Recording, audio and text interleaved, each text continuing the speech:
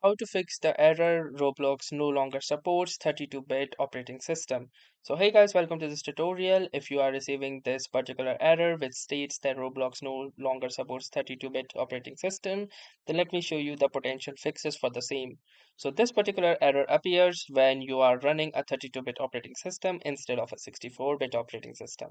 So Roblox as of current date only supports 64-bit operating system, and the old age 32-bit systems are gone.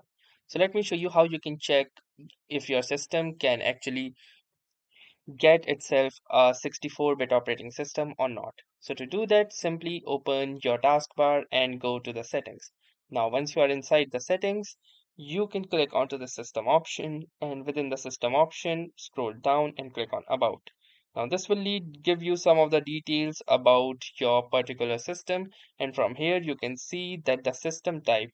Now, this system type states two things. It first states the operating bit of the operating system. So currently mine sees a 64-bit operating system and then a 64 base processor.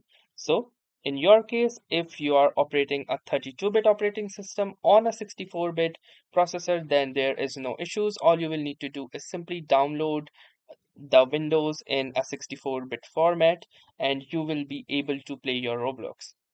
But in if your case it is 32-bit and also on a 32-bit processor, then you will unfortunately will not be able to download a 64-bit operating system on a 32-bit processor.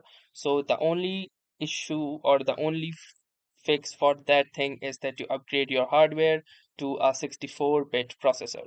So here were some of the troubleshooting methods that I told you. I hope this video was helpful. Thanks for watching and have a nice day.